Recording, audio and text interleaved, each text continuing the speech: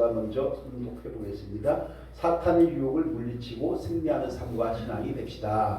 사탄의 유혹을 물리치고 승리하는 삶과 신앙이 되겠다. 아멘. 사탄은 물리쳐야 합니다. 사탄은 물리쳐야 합니다. 아멘. 오늘 말씀의 유지가 되겠습니다. 먼저 오늘 거룩과 복된 주일이죠. 신령한 마음, 감사한 마음, 소마의 마음을 가지고 예배를 드리는 성도님들, 하나님의 복된 손길이 좀 충만해서 우리의 삶을 주관하시는 하나님의 인도하심 속에서 조금 더 여유롭고 조금 더 즐겁고 조금 더 얼굴에 기쁨이 넘치는 그런 새 봄을 맞이하기를 예수님 이름으로 축원합니다. 3월도 벌써 반이 훌쩍 지나가 버렸습니다. 서울에는 벌써 진달래 피었다고 하더라고요. 그래서 사진을 보내왔어요. 이렇게 봤는데 벌써 이 한 송이 이렇게 피어나는 꽃. 그래서 이런 꽃처럼 좋은 일이 많은 우리 성도님들의 삶이 되어야 하지 않을까 늘 이렇게 하면서 기도하고 있습니다. 좋은 일 많은 그런 은혜를 누리시기를 주님의 이름으로 축원합니다. 오늘은 사탄의 유혹을 물리치고 승리하자라는 말씀으로 함께 은혜를 나눠보려고 합니다. 왜냐하면요, 우리가 어떤 방향성을 딱 정하고 가나안의 꿈을 딱 정해서 최선을 다한다 할지라도 기회만 있으면 우리를 넘어뜨리고 쓰러뜨리려고 하는 사탄의 유혹을 물리치지 못하면 결코 좋은 열매를 맺을 수 있는 삶의 현장이 될 수가 없기 때문입니다. 한번 생각해 보십시오. 저와 여러분들이 성경책을 들고 교회를 왔다 갔다 한다고 해서 사탄의 유혹에 빠지지 말라는 법이 성경에 있습니까? 없습니다. 우리 항상 말씀과 기도로 깨어 있으면서 성령과 함께 동행하지 않는 한 그 누구도 죄의 유혹에 빠지지 말라는 법은 존재하지 않습니다. 그래서 우리는 사탄이 가져오는 유혹을 당당하게 물리칠 수 있는 영적 에너지가 필요하고 그 에너지를 충전하는 시간이 바로 주일 예배고, 에너지를 충전할 때에 영혼의 골다공증을 이겨내게 될 줄로 믿습니다. 이 골다공증이 우리 영혼의 골다공증이 있는 거예요. 한 번 빠져, 두 번 빠져, 영혼의 구멍이 생기면요, 거기 사단이 들어올 수밖에 없게 되는 것입니다. 오늘 이 시간 우리를 힘들게 하려고 접근한 사단을 담대하게 물리치고 승리할 수 있는 영적 에너지가 충전되는 귀한 시간 되기를 주님의 이름으로 축원합니다. 그런데 여러분, 사단은요, 우리를 어떻게 합니까? 기회만 있으면 넘어뜨리려고 하죠. 잡아뜨리려고 하죠. 낙심시킵니다. 절망하게 만들고 포기하게 만듭니다. 무기력하고 우울하게 만드는 재주꾼이 바로 사탄입니다. 그래서 우리가 항상 깨어있지 않으면 언제든지 누구든지 어느 때든지 어디서든지 우리는 유혹에 걸려 넘어져서 인생이 고난이 되고 고난의 행군이 될 수밖에 없는 것입니다. 이럴 때 우리가 사단의 유혹을 이기지 못하면 어떻게 될까요? 아무리 잘해도 결국은 실패하게 될 것입니다. 그러면 어떻게 되겠어요? 지금까지 쌓아왔던 재물과 잘 지켜왔던 건강과 가정이나 부부, 여러 가지 삶의 현장에서 인격과 품격은 사라질 것이고 참 괜찮은 것 같았던 신앙이 한순간에 와르르 하면서 신고산이 무너지듯이 무너지고 말 것입니다. 결과적으로요, 사탄의 유혹을 이기고 승리한 자가 되려면 우리는 어떻게 되느냐? 항상 깨어있지 않으면 안 되는 것입니다. 여러분과 인사 한번 합시다. 항상 깨어있는 성도가 됩시다. 항상 깨어있는 성도가 됩시다. 네, 그렇습니다. 그래서 사탄의 유혹을 이기면 승리하는 자가 되고 유혹을 이기지 못하면 결국 실패자가 되고 마는 것입니다. 오늘 예배를 드리는 저와 여러분들이 우리 인생에 수시로 찾아오는 불청객인 유혹을 예수님의 이름과 십자가의 권능으로 다 물리치고 승리하는 삶과 신앙이 되어야 할 줄로 믿습니다. 그러면 사탄의 유혹을 물리치려면 우리가 어떻게 될까요? 무조건 기도만 하면 될까요? 찬송만 하면 될까요? 말씀만 보면 될까요? 머리로는 아는데 막상 설명하려면 쉽지가 않습니다. 그래서 예수님께서 사탄의 유혹을 물리치는 방법을 세 가지로 가르쳐주고 있는 것이 오늘 말씀의 배경이 된 것입니다. 먼저 오늘 말씀을 배경을 한번 보겠습니다. 오늘 본문은요, 예수님께서 광야에서 40일 동안 금식을 합니다. 마귀가 시험을 합니다. 담대하게 물리치고 예수님이 승리합니다. 여기서 시험을 받았다라고 하는 말은 헬라어로 페이라조라는 말인데 그 뜻은 유혹하다라는 뜻이에요. 유혹하다. 다시 말하면 사탄 마귀가 인성을 가진 예수님의 세상적인 가치관과 세상적인 생각에 넘어가지 않나를 유혹해 보았다는 것입니다. 그런데요, 예수님은 사탄의 공격적이고 매력적인 유혹을 강하고 담대하게 말씀으로 물리치고 마침내 승리했던 모습을 우리는 성경을 통해서 볼 수 있게 되는 것입니다.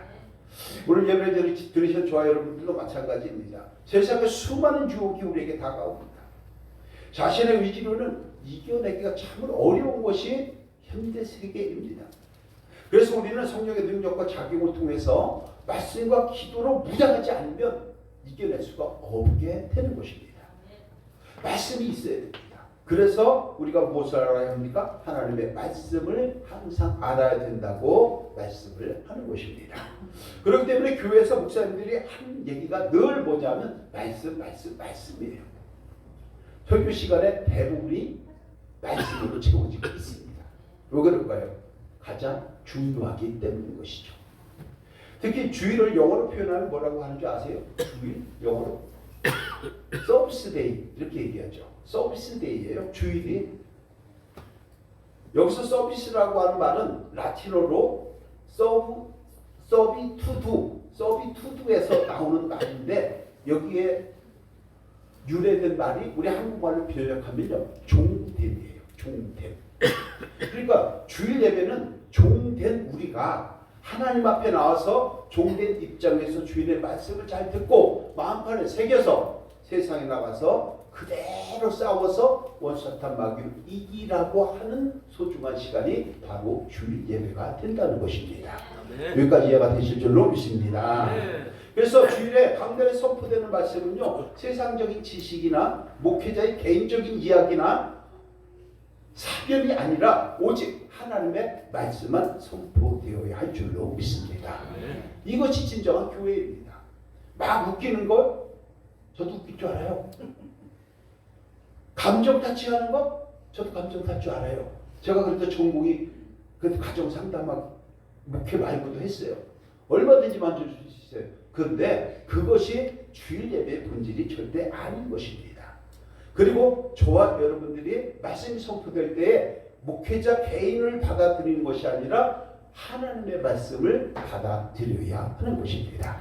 이것을 데살로니가전서 2장 13절에서 이렇게 말씀을 하죠. 우리 함께 천천히 크게 합니다. 시작. 이러므로 우리가 하나님께 쉬지 않고 감사함은 너희가 우리에게 들은 바 하나님의 말씀을 받을 때에 사람의 말로 아니하고 하나님의 말씀으로 받으니 진실로 그러하다. 이 말씀이 또한 너희 믿는 자 속에서 역사하느니라. 아멘. 자, 이 말씀은 두 가지 의미를 갖고 있습니다. 하나는 목회자에게 주는 거예요. 설교자는 세상적인 거 설교하지 말라. 인본주의적인 거 설교하지 말라. 성경에 다른 거 설교하지 말라. 성경에 없는 거 설교하는 것이 아니라 오직 성경 말씀을 전하라. 이렇게 얘기를 하는 것입니다. 또 하나는 성도님들이 주는 말씀이에요. 성경 말씀을 사람의 목사가 전한다고 해서 사람의 말로 받지 말고 하나님의 말씀으로 받으라는 것입니다. 그럴 때에 믿음의 역사가 크다고 오늘 성경은 기록을 하는 것입니다. 목회자인 저나 우리 성도님들이나 이 말씀을 항상 마음판에 새기고 하나님의 말씀을 통해서 좀 더 인격과 품격이 상승하고 그 은혜와 은총이 충만한 가운데 우리의 마음과 입술과 영혼이 정말 품격이 있는 신앙이 되어야 할 줄로 믿습니다. 가정에서도 품격 있는 가정 되세요. 품격 있는 아내 되시고 품격 있는 남편 되세요. 품격 있는 자녀 되보세요. 그 가정에 기쁨이 넘칠 수밖에 없게 되는 것입니다. 자, 여기서 우리가 정말 소중한 것, 신앙인이라고 하면서 말씀에 뿌리가 없다면 어떻게 될까요? 언제 어디서 누구에게 유혹을 당해 쓰러질지 아무도 예측할 수 없게 됩니다.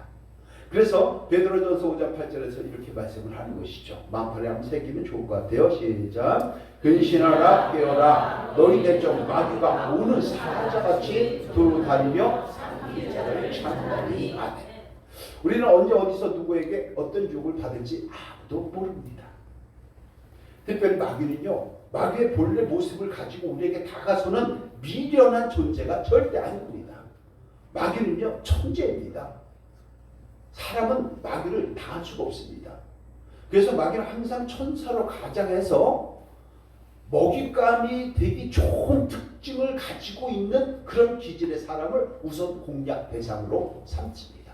요즘에 공천들을 많이 하죠. 국회의원 선거. 마귀도요 전략 공천을 하는 거예요. 전략 대상을 딱 삼는 거예요. 어떤 대상이 사탄 먹잇감이 되기 쉬운 특징인가요? 제가 몇 가지 살펴봤는데요. 첫째, 분노 조절 못하는 사람들. 하나님의 사탄의 먹잇감 되기 1순위예요. 분노 조절 못하면 순간 확 올라와 우선 총질, 칼질, 말질 하는 거예요. 성격이 너무 급한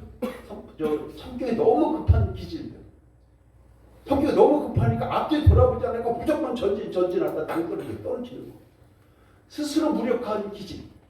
나는 안 돼. 뭐래도 안 돼. 이거 해도 안 되고 저거 해도 되고 뒤로 넘어져 앞이 깨지고 앞으로 넘어져 뒤가 깨지고 나는 안 돼. 이런 거예요. 또 별것 아닌 거 가지고 아주 우울하게 청승 뜨는 사람도 있어요. 청승 뜨는 사람. 이거 사탄의 아주 공격 대상 1순위예요. 그 다음에 있어요. 아주 소중한 거. 날라다니는 신앙이 있어요. 조석으로. 날라리 신앙. 비행 신앙. 15층에 한번 떨어져도 싹 날아다니는. 그 다음에 영혼의 골다공증에 걸린 자들. 사탄 최우선 표적 대상인 것입니다. 왜냐하면 이런 기질을 가진 자들은요, 사탄이 날로 먹기가 너무 쉬운 거예요. 우리 날로 먹죠.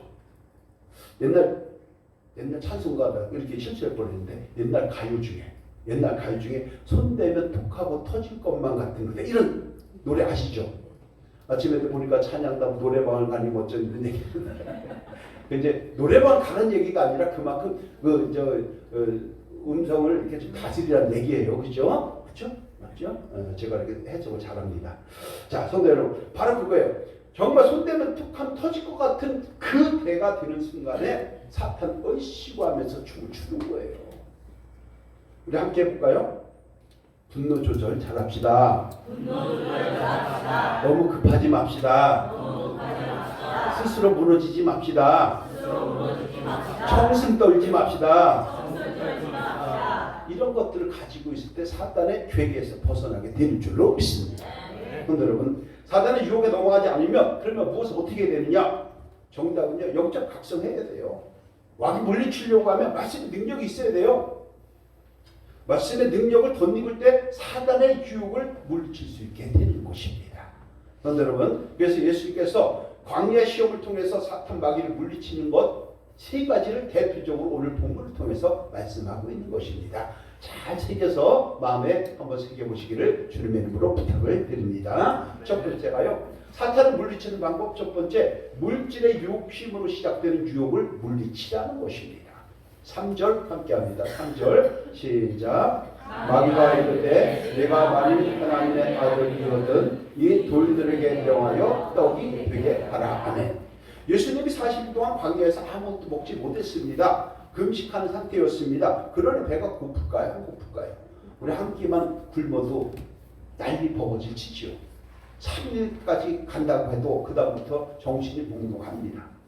그런데 마귀는 그런 연약한 틈새를 노리고 있다가 가장 취약해 보일 것으로 보이는 음식으로 유혹을 했던 것입니다. 자, 이거 어떤 뜻일까요? 사탄은요, 저와 여러분들의 성품이나 저와 여러분들의 환경이나 저와 여러분들의 성격이나 기질 중에서 가장 약하고 가장 허점이 많고 가장 부족한 것을 딱 찾아내서 유혹한다는 것을 볼 수 있는 것입니다. 오늘 이 시간 저와 여러분들이 가장 약한 부분이 나는 무엇일까? 나는 가장 큰 단점이 무엇일까? 나는 가장 부족한 것이 무엇일까? 한 번쯤 돌아본다면 오늘 주일 아침에 정말 복된 주일이 되는 줄로 믿습니다. 그것을 잘 살펴보고 우리가 말씀으로 또한 하나님의 능력을 덧입어서 그것을 이겨낼 수 있도록 보강 공사를 해야 하는 것입니다. 집안에 뚝이 무너질 것 같으면 어떻게 합니까? 석축 공사를 하던 흙토목 공사를 하던 공사를 해야 될 거 아니에요. 내 마음이 무너지고 내 영혼이 무너지고 내 가정이 무너지고 내 생각이 무너지면 보수 공사를 해야 될 것 아닙니까? 이것을 우리는 말씀으로 기도로 무장을 하는 것입니다. 저 여러분들이 한 번쯤 주일 아침에 돌아보는 은혜의 시간 되기를 주님의 이름으로 축원합니다. 자, 특별히 그럼 우리가 이제 한번 생각해 봐야 되겠죠. 우리가 부족한 것이 무엇이 있을까요? 입는 것일까요? 먹는 것일까요? 마실 건가요? 우리가 부족한 것이 무엇일까요? 지금 속으로 돈 이렇게 하는 사람이 있어요. 제가 보니까 여러 명 있는 것 같은데. 그런데 정말 우리에게 부족한 것은요, 먹을 것 아닙니다. 입을 것 아닙니다.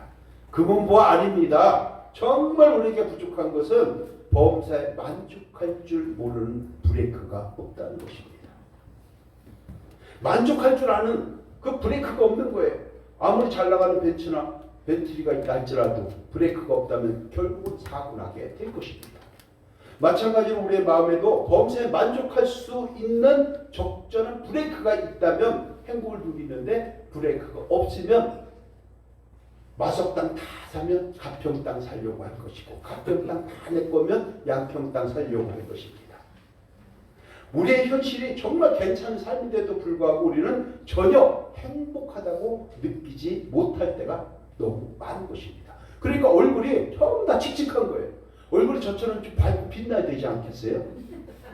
저를 보세요, 저를. 반짝반짝 하잖아요, 반짝반짝. 그런데 왜 그러냐면 만족할지 모르기 때문에 얼굴이 기쁨이 없는 거예요. 오늘의 퀴즈 한번 내볼게요. 우리나라 국민의 행복 만족도는 세계에서 몇 등 정도 할까요? 1번 주가지가 아닙니다. 객관식입니다. 1번 10위 안에 든다. 우리나라 행복 만족도 2번 30위 안에는 들 것이다. 3번 그래도 50위 안에는 들 것이다. 4번 50위 밖에 있을 것이다. 맨날 이거 뭐 옹노를 이거 제가 이거 극비사항인데 어떻게 보신 거예요? 정답은요 4번입니다. 2022년도 세계 행복 보고서에 한국 국민이 느끼는 행복들은 세계 146개국 대상으로 조사한 결과 5.93점, 그래서 세계 59위로 밝혀졌습니다. 자, 그러면 이제 잠시 몇 위요? 59위.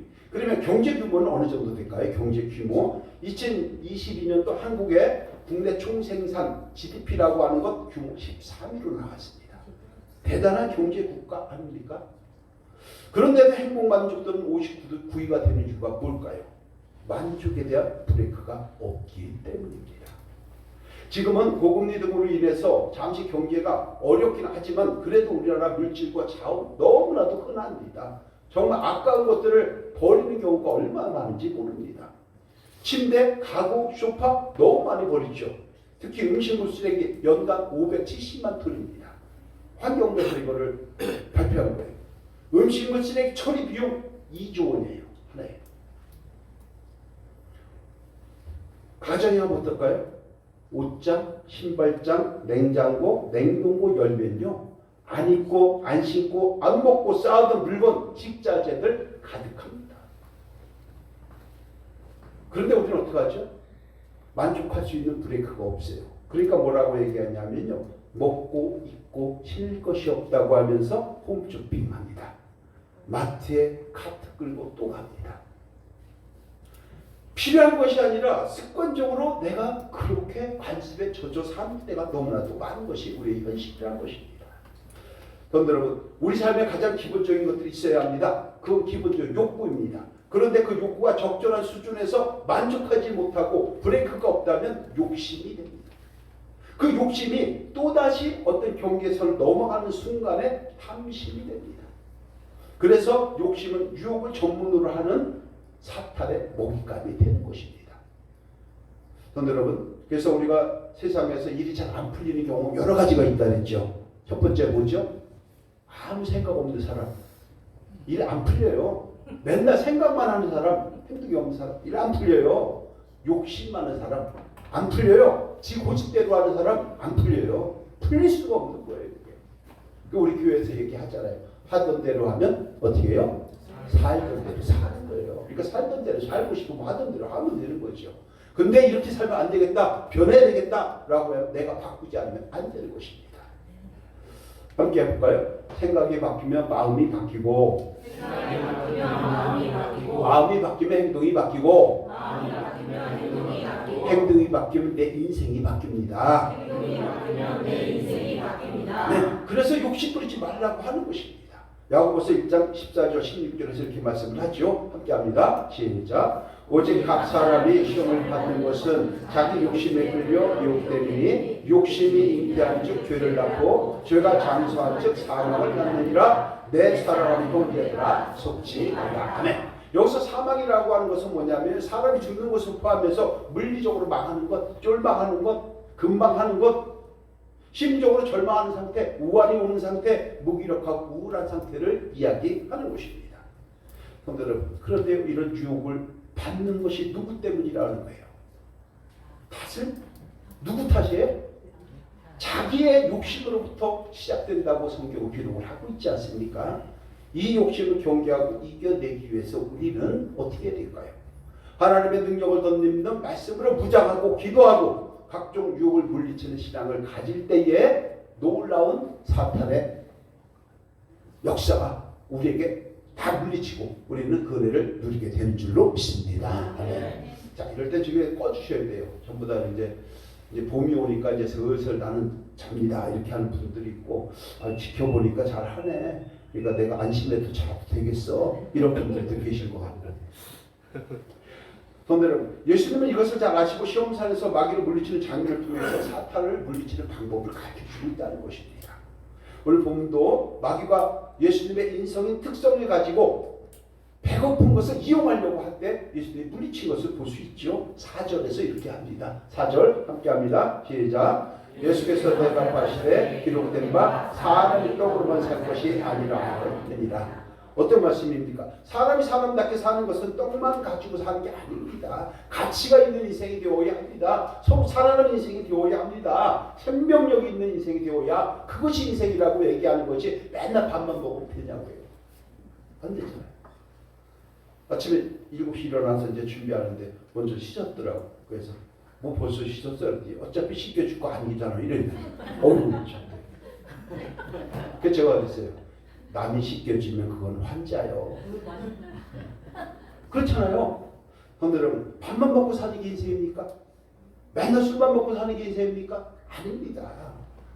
하나님 우리를 밥만 먹는 존재로 짓지 않았습니다. 생육하고 번성하고 총복하고 다스리는 만물의 영장으로 지었다는 사실을 우리는 잊지 말아야 할 줄로 믿습니다.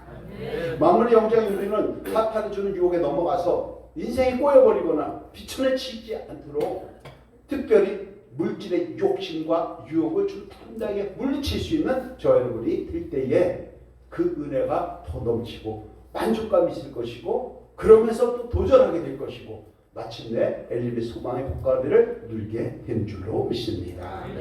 사탄이 주는 물질의 유혹 모두 물리치시고 마침내 승리하는 삶이 되기를 예수님의 이름으로 축원합니다. 두 번째, 우상 숭배로 확장되는 탐심을 물리치라고 얘기하는 것입니다. 7절인데요. 함께합니다. 시작. 그러므로 내가 만일 내게 절하면 다 내 것이 되리라. 아멘.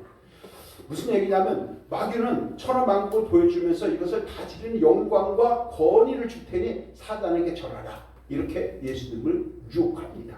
근데 예수님 사탄을 뭐라고 얘기하냐면 한 방에 물리쳐버린 거죠. 8절 함께합니다. 시작. 예수께서 대답하여 이르시되 기록된 바 주 너희 하나님께 경배하고 다만 그를 섬기라 하였느니라. 아멘.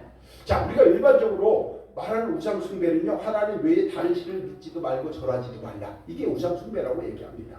근데 이것은 교회 문턱만 들락날락한 사람이라도 다 알고 있는 거예요. 그러면 하나님 외에 다른 신을 섬기는 우상 숭배라고 하는 것들이 있을까요? 없을까요? 분명히 존재합니다. 골로새서 3장 5절을 보면 이렇게 말씀을 합니다. 함께합니다. 시작. 그러므로 땅에 있는 지체를 죽이라. 곧 음란과 부정과 사욕과 악한 정욕과 탐심이래. 탐심은 우상 숭배이라. 탐심이 우상 숭배라고 하는데 탐심이 무엇일까? 제가 어제 사전을 찾아봤어요. 사전에 이렇게 나와 있습니다. 한국 대사전에 무엇을 가지거나 차지하고 싶은 마음, 이렇게 정리를 합니다. 근데 이것은 누구나 다 가지고 있는 보편적인 마음인데 왜 우상 숭배라고 할까요? 제가 정리를 해버릴까요? 기본적인 욕구를 넘어서 욕심이 지나치면 탐심이 되고, 탐심이 마음에 딱 생기면 탐욕이 되고, 탐욕이 마음이 생기면 그것이 바로 마음의 우상이 되기 때문에 탐심은 곧 우상 숭배라고 이야기를 하더라는 것입니다. 우리 주변에 그러면 우상 숭배 우리가 하고 있을까요? 안 하고 있을까요? 마음속에 있을까요? 없을까요? 있습니다. 한번 되짚어 보세요. 마음에 제가 쭉 열거를 한번 해볼 테니까 이것이 있다면 이게 우상숭배예요. 권세, 재물, 지식, 명예, 자기 경험, 자기 고집, 자기 생각, 자기 주장, 이것들이 있다 보니까 다른 것은 안 들어오는 거예요. 남의 말이 안 들리는 거예요. 그러니까 그것이 결국은 우상이 되어버린다고 성경은 말씀을 하더라라는 것입니다. 왜냐하면요, 믿음의 사람들은요, 하나님 중심, 말씀 중심, 예수 중심, 교회 중심으로 살아가라고 구원받고 부름을 받았는데 이것보다 앞서는 것이 너무나도 많으니까 그것이 우상숭배가 될 수밖에 없다라고 오늘 성경은 말씀하고 있는 것입니다. 그래서 저와 여러분들이 만족에 대한 브레이크가 고장나면 탐욕을 제어할 수가 없습니다. 그 결과 탐욕이 마음의 우상으로 다 자리 잡고 있기 때문에 절제라고 하는 브레이크가 반드시 있어야 하는 것입니다. 우리 남자분들 아시죠? 그 전에 당구 쳐보셨죠? 지금도 치고 계시는 분들이 계실지 모르는데 당구 처음 배우면 어떻게 돼요? 딱 누워있으면 천장이 전부 다 담는 거예요. 이쪽에서 치면 쓰리 쿠션, 저쪽에서는 어떻게 되고. 그렇잖아요? 화투에 미친 사람은요, 전부 다 화통장만 보인대요. 그리고 손을 전부 다 이렇게 한대. 성도 여러분, 적절히 쓸 곳이 있다면 좀 부족하지만 만족할 줄 알고, 내 사람이 이 정도면 그래도 괜찮은 사람 아니야?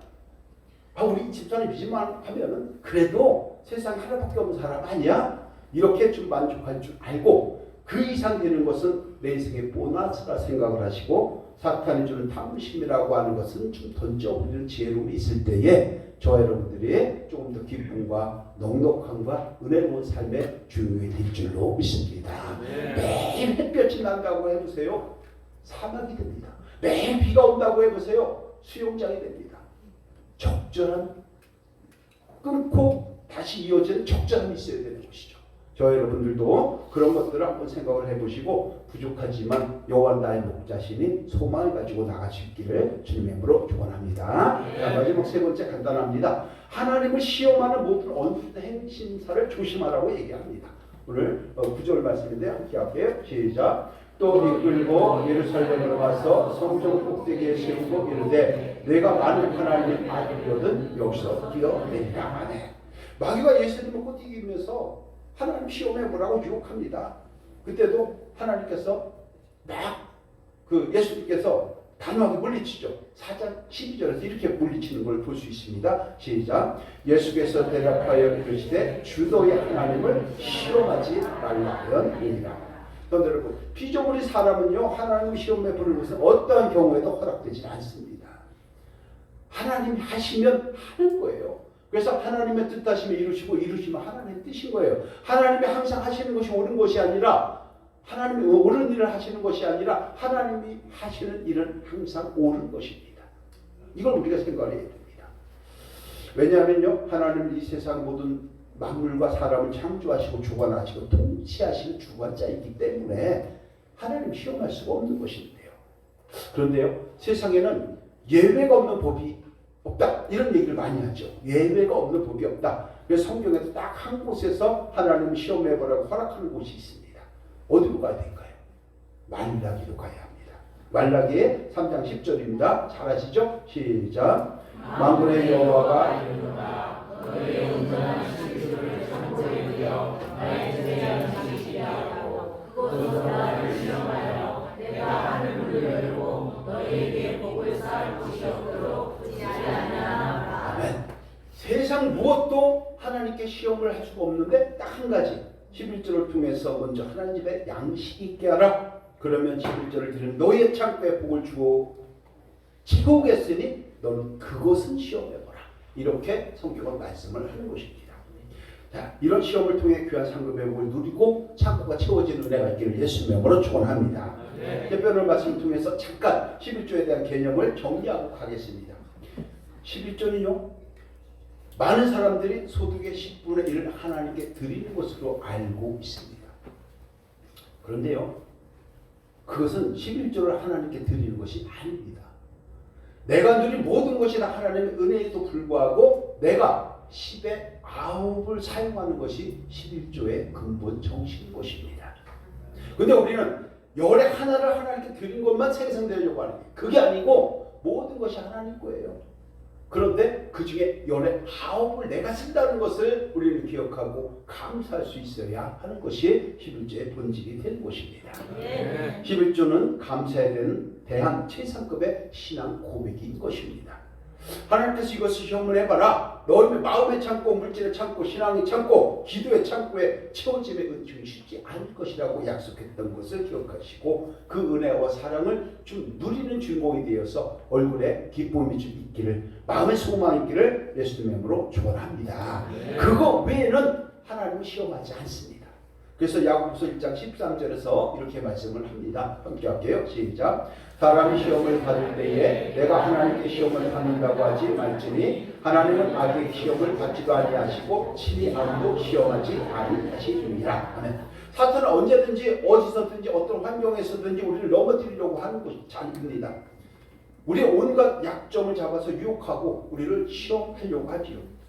그런데요, 자기 자신의 욕심 때문에 시작됐으면서도 일이 안 되면 어떻게 합니까? 항상 남 탓합니다. 거봐, 내가 하지 말라 했지. 남편을 탓합니다. 아내를 탓합니다. 세상에서 가장 미련한 사람이 자기는 아무것도 하지 않으면서 주변 환경을 탓하고 사람을 탓하고 자신 탓하는 것입니다. 여러분, 오늘 저와 여러분들이 성령의 능력과 자격을 좀 받아들여서 나에게 다가오는 사탄의 세속적인 유혹을 좀 물리치고 승리하는 삶과 신앙이 되어서 하나님께 영광이 되고 성도님들의 가정의 삶의 현장이 정말 복된 은혜가 넘치는 그런 세복으로 나아가기를 예수님의 이름으로 축원합니다. 오늘 말씀 결론입니다.